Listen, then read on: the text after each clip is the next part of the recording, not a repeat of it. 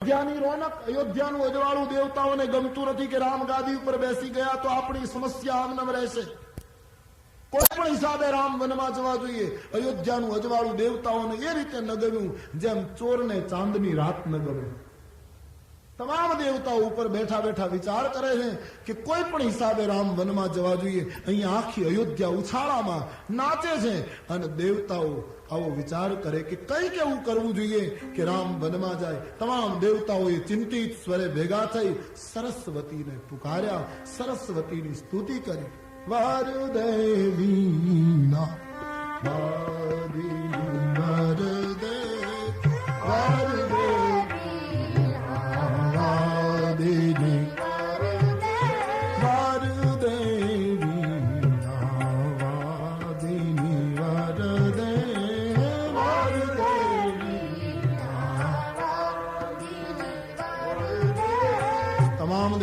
સરસ્વતીની સ્તુતિ કરવા લાગ્યા છે. હે ભગવતી, તમે પ્રગટ થાઓ, અમારી ઈચ્છા પૂરી કરો. કોઈ પણ હિસાબે રામ આવી રીતનું કંઈક કરે. આમ દેવતાઓ સરસ પુકાર્યા.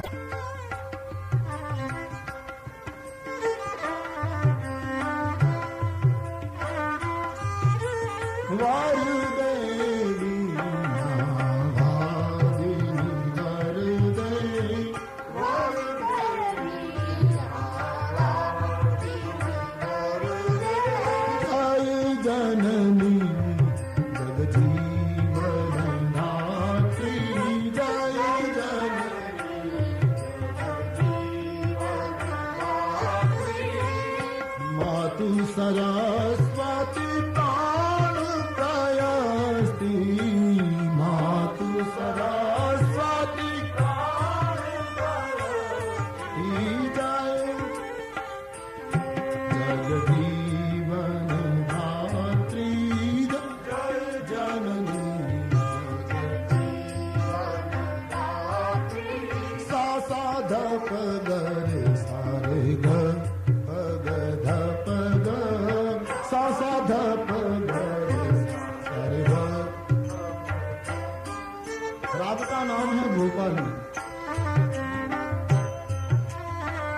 સરગમ भी गाइए. क्योंकि મને આનાથી આગળ આવડતું નથી એટલે घबराशो नहीं, बहुत हैरान नहीं करो. मैं जब पढ़ रहा था तो थोड़ा सीखा था, एक दो याद है, बाकी सब भूल गए. इसलिए सब गाइए. सा सा ध प ग रे सा रे ग ध प ग, सा सा ध प ग रे सा रे ग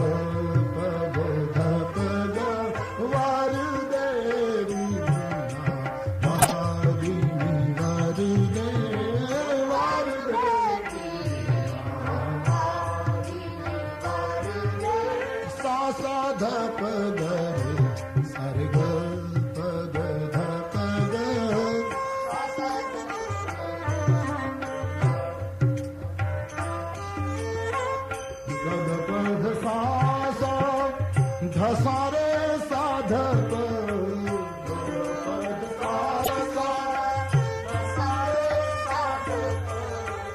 गगपध सा धसारे साधक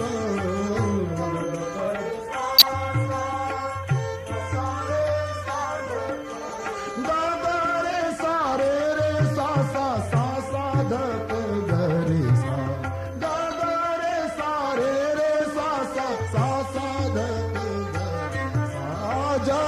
जननी जीवन धात्री, जय जननी जीवन धात्री, सा सा ध प ग रे सा रे ग प ग ध प ग सा ध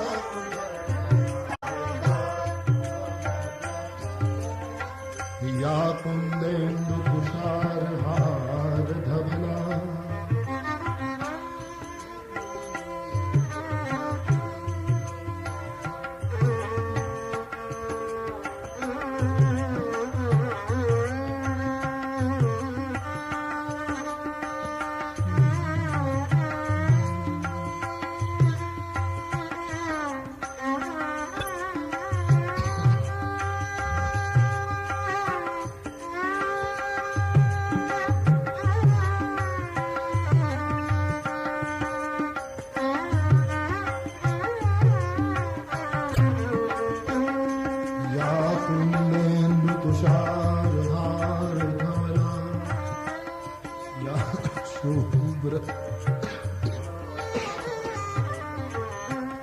या वीणा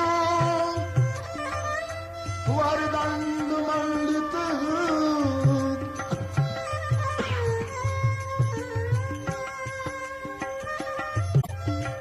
वरुदेवी आवादिनी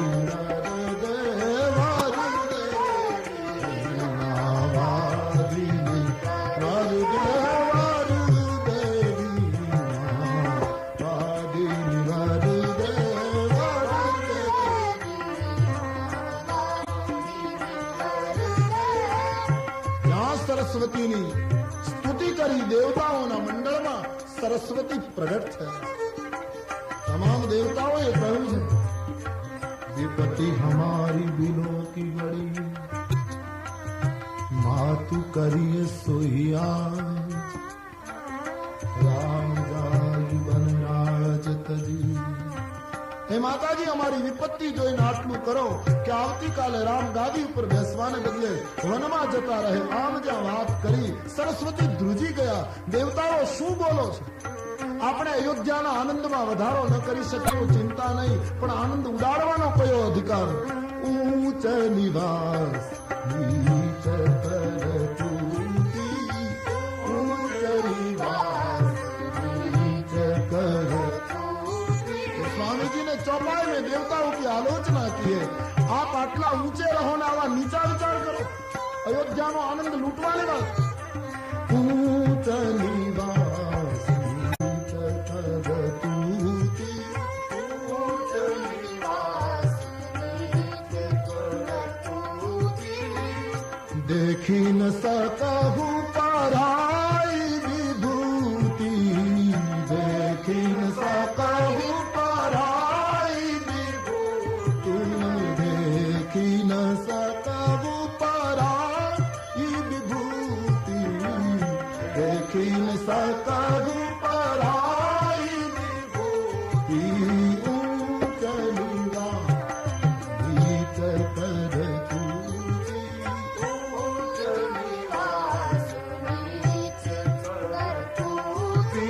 श्री राम जय राम जय जय राम, श्री राम जय राम जय जय राम, श्री राम जय राम जय जय राम, श्री राम जय राम, श्री राम जय राम जय जय राम, श्री राम जय राम जय राम, श्री राम जय राम जय जय राम, श्री राम जय राम, श्री राम जय राम जय जय राम, श्री राम राम, श्री राम जय राम जय जय राम, श्री राम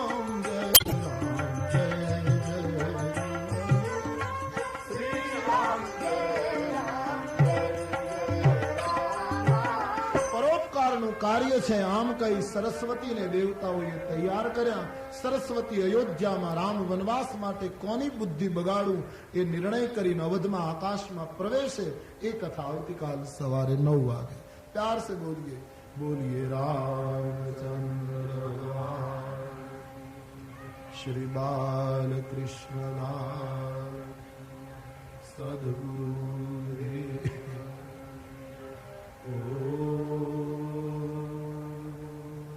नमः पार्वती पतये.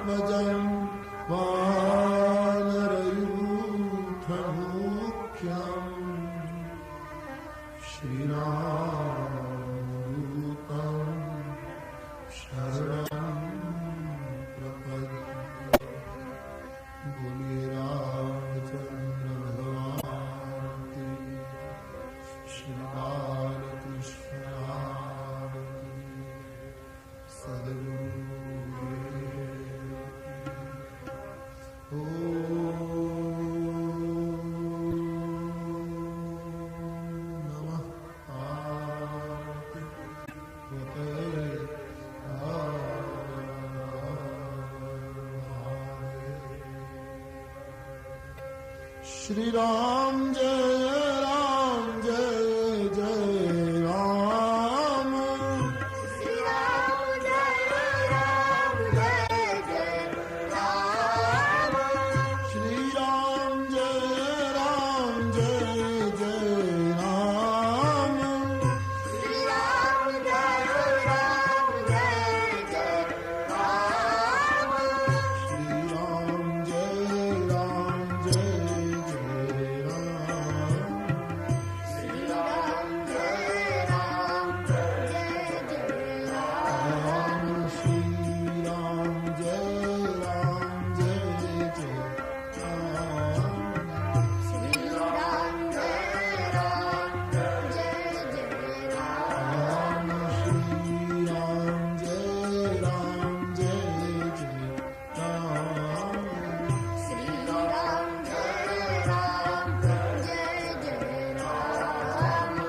श्री राम जय राम जय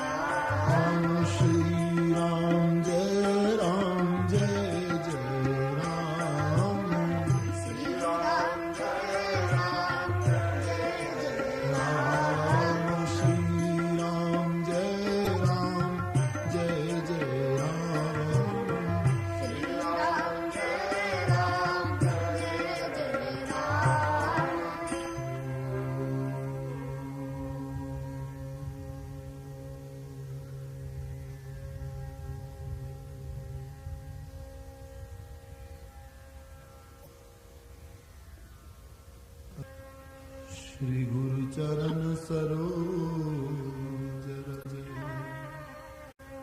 निज मन मुकुर सुधार बरनउँ रघुबर विमल जस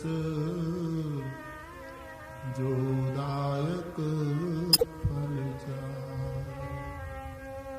श्री गुरु चरण सरोज रज निज मन मुकुर सुधार बरनउँ रघु विमल जस जो दायक फल चार।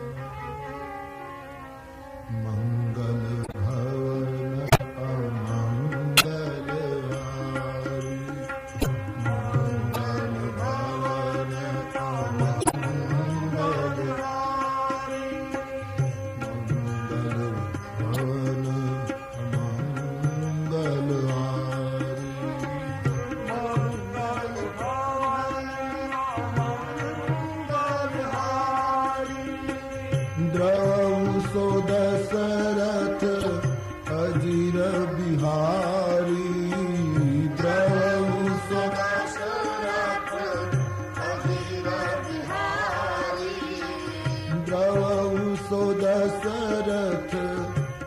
अधीर बिहारी जयऊ सदा शरणार्थ अधीर बिहारी मंगल भवन मंगल हारी मंगल भवन मंगल हारी मंगल भवन मंगल हारी मंगल हारी जय जय जय हनुमान गोसाई जय जय हनुमान गोसाई जय जय जय हनुमान गोसाई जय जय हनुमान गोसाई कृपा करो गुरुदेव की नाई कृपा करो गुरुदेव की नाई कृपा करो गुरुदेव की नाई कृपा करो गुरुदेव की नाई जय जय जय हनुमान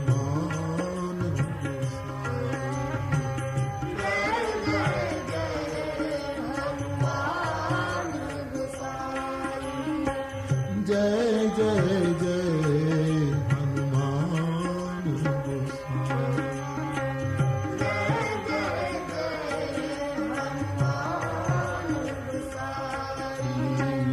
मंगल भवन मंगल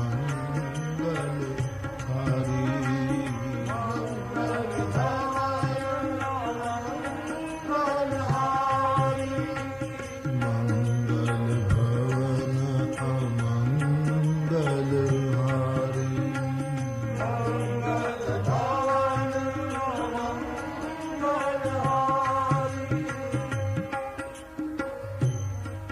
સરસ્વતી દેવતાઓના કહેવાથી તૈયાર થયા છે.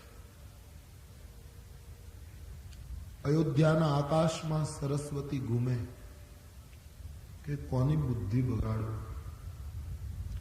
કોને રામ વનવાસમાં નિમિત્ત બનાવો. સરસ્વતીને એક વસ્તુનો ખ્યાલ હતો કે જેનો જન્મ અયોધ્યામાં થયો હશે અને જન્મીને જેણે અયોધ્યાની સરયુનું જળ પીધું હશે એની બુદ્ધિ નહીં બગાડી શકાય. અને વાત પણ સાચી, સરસ્વતી બુદ્ધિ બદલી શક્યા છે મંથરાની. મંથરા અયોધ્યાનો જીવ નથી. મંથરા કૈકેયીની સાથે કરિયાવરમાં આવેલું પાત્ર છે. તો ઘૂમે છે એમાં મંથરા રાજમાર્ગ ઉપર નીકળી કૈકેયીની દાસી, જેનો પરિચય ગોસ્વામીજી મંદમતી તરીકે આપે છે. નામ મંથરા મંદમતી ચેરી કૈકેયી કેરી. મંથરા નામની મંદમતી કૈકેયીની દાસી એ જતી હતી. સરસ્વતી એને લાગ્યું કે આની બુદ્ધિને બદલી નાખો, અને જ્યાં રજોગુણી માયાનો પ્રહાર કર્યો મંથરાની બુદ્ધિ ઉપર, ગઈ ગીરા મતી ફેરી. સરસ્વતીએ મંથરાની બુદ્ધિ બદલી છે. આખી દુનિયાએ સ્વીકારેલું સૂત્ર છે કે આ જગતમાં ગુણ અને દોષ બંને છે. આગળ પણ ચર્ચા કરી કે કદાચ વધારે ગુણ હોય તો દોષ ઓછા હોય, દોષો વધારે હોય તો ત્યાં ગુણો પણ દબાયેલા હોય છે. પણ બ્રહ્માની સૃષ્ટિમાં બે અપવાદ છે, એક ભરત અને બીજી મંથરા. આ અપવાદ છે. ભરત એક એવું વ્યક્તિત્વ છે જેનામાં કોઈ દોષ નથી, અને મંથરા એક એવું વ્યક્તિત્વ છે જેમાં કોઈ ગુણ નથી. રામાયણ મંથરાને નખથી શિખા સુધી ખોટી વ્યક્તિ ગણે છે. મંથરા રામાયણનું બહુ ભયંકર પાત્ર છે. રાવણ કરતા પણ ભયંકર પાત્ર રામચરિતમાનસમાં કોઈ હોય તો મંથરા. અને એટલા માટે કે રાવણનું મૃત્યુ તો થયું, મંથરા તો હજી પણ જીવે છે. મંથરાની પુણ્યતિથિ બતાવી નથી. જ્યારે જ્યારે મારા તમારા જીવનમાં સમર્પણની જગ્યાએ સ્વાર્થ આવે, કુરબાનીની જગ્યાએ પ્રલોભન આવે, સમભાવની જગ્યાએ ઈર્ષા આવે, ત્યારે સમજવાનું આપણામાં મંથરાનો જન્મ થયો.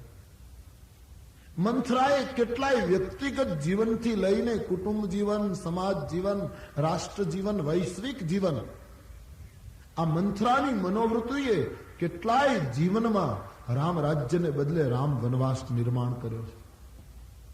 મંથરા એક ભયંકર વિચારધારા છે અને તે અયોધ્યાનો અંદરનું પાત્ર છે. પાછો કરુણા એ છે. રાવણ તો અયોધ્યાની બહારનો દુશ્મન, આ ભીતરનો દુશ્મન. તેથી બહુ કઠિન.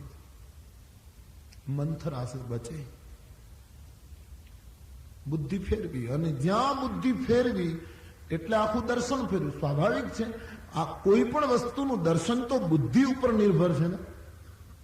હું ને તમે વ્યક્તિને એ જ રીતે જોઈ શકીએ છીએ જેવી મારી તમારી બુદ્ધિની ભૂમિકા.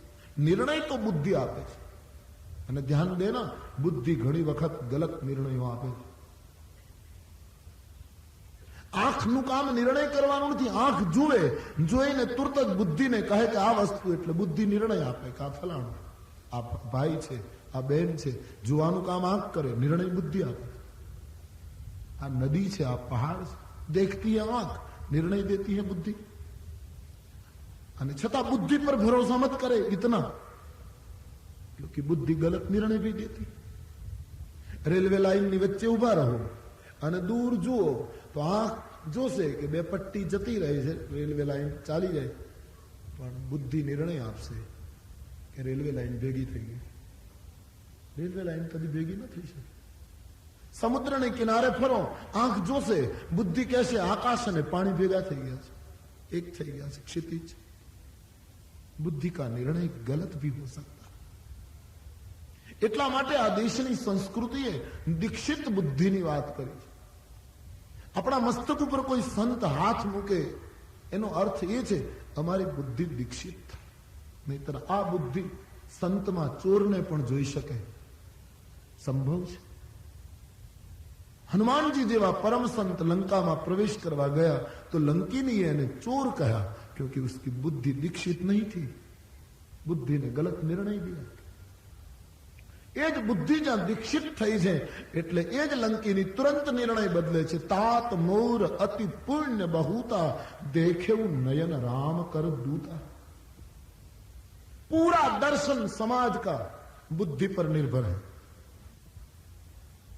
તેથી કેવલ બુદ્ધિથી પરમાત્માને કોઈ પામી શક્યું નથી. એ નિર્વિવાદ સત્ય છે.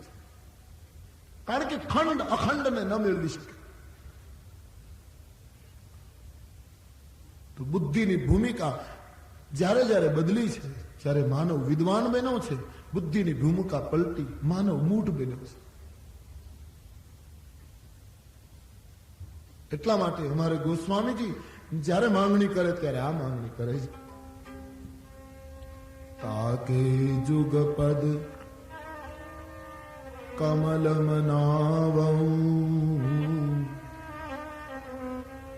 જાસુ કૃપા નિર્મલ મતિ પાવ.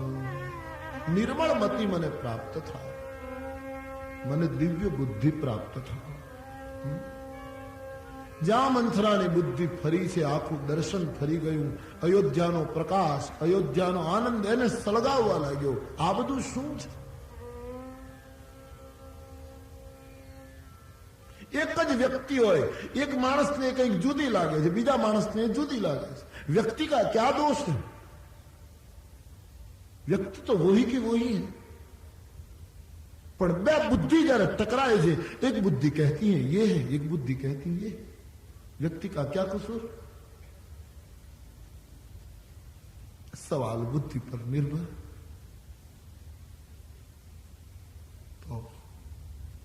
મંથરાની બુદ્ધિનું આખી ભૂમિકા પલટતા એને આખું દર્શન વિચિત્ર લાગ્યું. આ બધું શું અયોધ્યામાં આટલો મોટો ઉત્સવ? જ્યારે સાંભળ્યું કે રામનું રાજતિલક છે આવતીકાલે, ઈર્ષાથી સળગી ઉઠી મહિલા, સીધી કઈ ભવન. કઈની નબળાઈઓ જાણે છે આ મંથરા, અને તેથી કઈની પાસે આવી ચૂપ થઈને ઉભી રહી. કઈ માએ કહ્યું, અરે તું બોલતી કેમ નથી? ચૂપ કેમ? છતાંય ન બોલી. બીજી વાર પૂછ્યું, મૌન કેમ? મને એમ લાગે છે બહુ બોલ કરે છે એટલે લક્ષ્મણજી ઘણી વાર તમાચો મારે, તને આજે પાછી મારી લાગે છે. શું થયું? છતાંય ન બોલી. તો કઈ માએ કહ્યું, રામ કુશળ તો છે ને? મહારાજા દશરથજીની તબિયત તો બરાબર, તું બોલતી કેમ નથી? શું થયું? કઈ રામની કુશળતા પહેલી પૂછી. એના ઉપરથી સાબિત થાય કઈને રામ ઉપર કેટલો પ્રેમ હશે. પણ જ્યાં રામની કુશળતા પૂછી એટલે મંથરા બોલી છે. તમે રામની કુશળતા પૂછો છો તો કાન ખોલીને સાંભળી લો. રામ સિવાય કોઈને કુશળતા નથી. આજે રામ હી છાંડી, રામ હી છાંડી, કુશલ કેહી આજુ,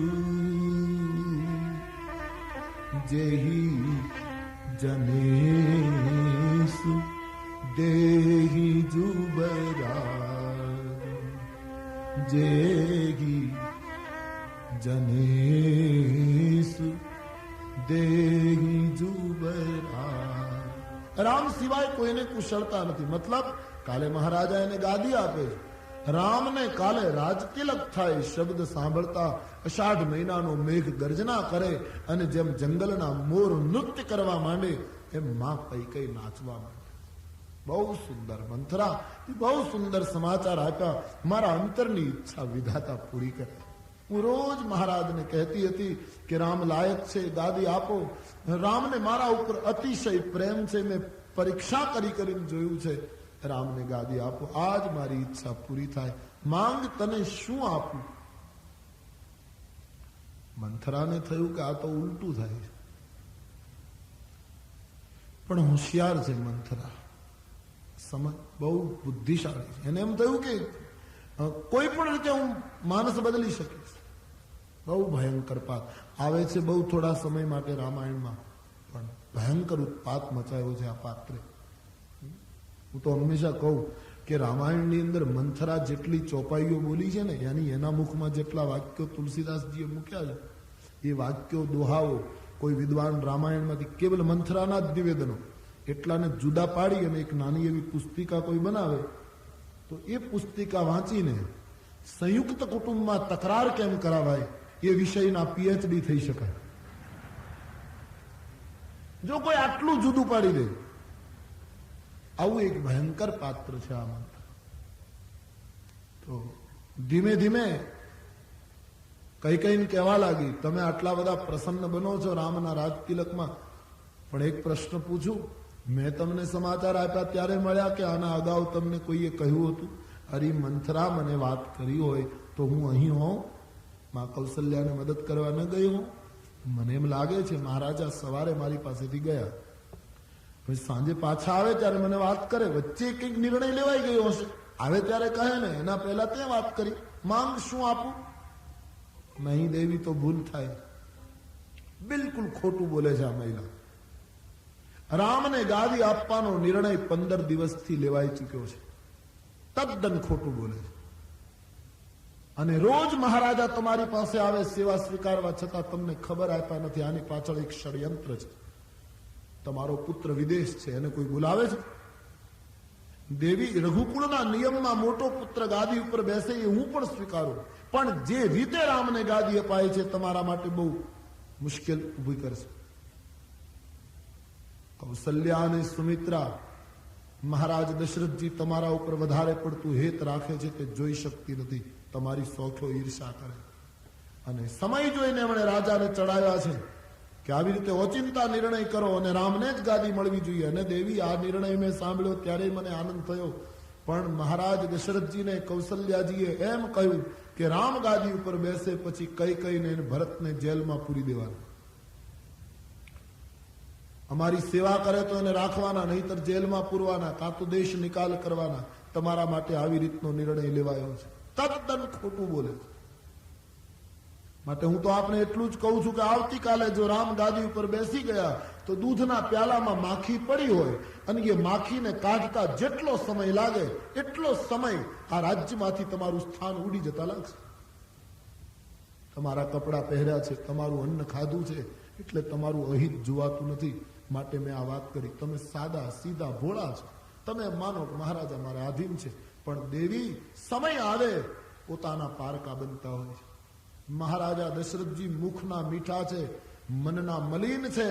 આમ કહીને જા મહારાજ અવધેશની આલોચના મહિલાએ કરી, કઈ સહન ન કરી શક્યા. મંથરાના ગાલ ઉપર થપાટ મારીને કહ્યું કે ઘરફોડી જીભ ખેંચી લઈશ. એક શબ્દ જો આગળ બોલીશ, આ મારા રાજ્યનો પ્રસંગ છે, મારા કુટુંબની વાત છે. એક દાસીને હું આટલો આદર આપું, તારી આ હિંમત કે તું મારા સૌભાગ્ય સુધી પહોંચે? આર્ય નારી પોતાના પતિનું અપમાન સહન ન કરી શકે. ગમે તે નિર્ણય હોય તો મારા કુટુંબનો નિર્ણય છે. મંથરાને ધક્કો લાગ્યો, પડી ગઈ. નારી ચરિત્ર કરીને આંસુ પાડવા લાગી, રડવા લાગી. કઈ સમજી શક્યા નહીં મંથરાને. ધીમે ધીમે કઈને દુઃખ થયું કે ગમે તેમ તો રામરાજ તિલકના સમાચાર આ મહિલાએ મને આપ્યા છે. મેં એને એવું બોલી ગઈ એટલે તમાચો માર્યો, પણ મારે એનું જતું કરવું જોઈએ. ગમે તેમ તો એ દાસી છે, ભોળું હૃદય છે. ગમે તેમ તો એક સંતની માતા છે. કઈ માટે ગમે તેટલી આલોચના આવી હોય, પણ એક વસ્તુ માટે તો કઈને વંદન કર્યા વગર છૂટકો નથી કે કઈ ન હોત તો ભારતને ભરત ન મળે. ભારત વર્ષને આવા એક મહાન સંતનું પ્રદાન જેણે કર્યું એને કેમ ભૂલી શકાય? આવી ગઈ. મંથરાની નજીક જઈને કહ્યું, હવે પછી આવું બોલીશ નહીં. આ અમારા રાજ્યનો, અમારા કુટુંબનો નિર્ણય છે. રામ મને અતિ પ્રિય છે. બોલ, શું આપું રામરાજ તિલકની વધાઈમાં? બોલે, હવે બોલવાનું ક્યાં રહ્યું દેવી? તમે જીભ ખેંચી લેવાની વાત કરી, ઘરફોડી નામ આપ્યું. અરે રામ રાજવી થાય કે ભરત થાય, હું કઈ દાસીમાંથી રાણી નથી થવાની. હું તો જે છું એ જ રહેવાની છું. પણ આ તો તમારું અહિત જોવાયું નહીં એટલે બે વાત કરી. મુબારક તમને. નહીં મંથરા, એમ નારાજ નહીં થા, વાત કર. સીધી વાત છે દેવી. તમારા તરફ જો મહારાજના મનમાં કોઈ બીજો વિચાર ન હોય તો નાનામાં નાના માણસને ખબર છે 15 દિવસથી ઉત્સવ, અને તમને કેમ મહારાજાએ વાત ન કરી? દેવી, તમે માનો છો એ તમારી ભૂલ છે. પુરાણમાંથી દ્રષ્ટાંતો આપી અને કઈના માનસમાં વિરોધ અને ઈર્ષાના બીજ રોપ્યા મહિલા.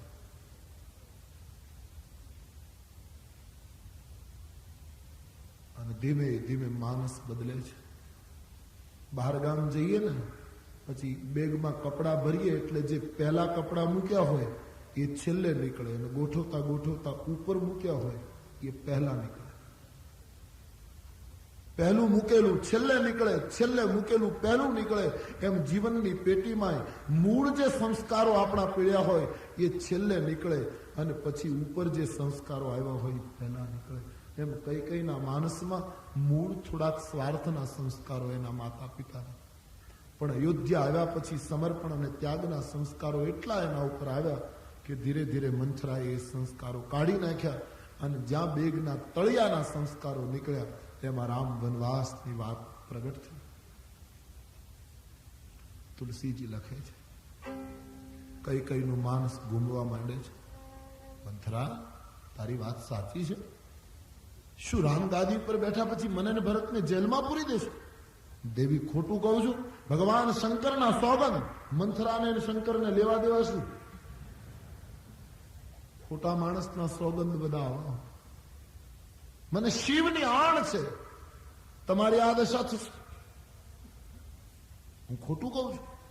રેખા ખેંચીને કહું છું. મંથરા, મેં સ્વપ્નમાં કોઈનું બગાડ્યું નથી. બહુ અચ્છા બોલતી હે કઈ. ભરતની માતા, મને સ્વપ્નમાં કોઈનું ખરાબ કરતા આવડતું નથી. મને વિધાતા આવું દુઃખ કેમ આપે? દેવી, સીધા સાદા અને સરળ હોય એને જ મુશ્કેલી લોકો આપે. મંથરા, હું તને એક વાત કહી દઉં, હું તણાઈ જવાની હતી તે મને બચાવી લીધી. આખા વિચારો ફરે છે. હું કોઈની ગુલામી નહીં કરું. હું મારે પિયર જઈને મારું જીવન પૂરું કરી દઈશ. બાકી જો આ રીતનો વિચાર હશે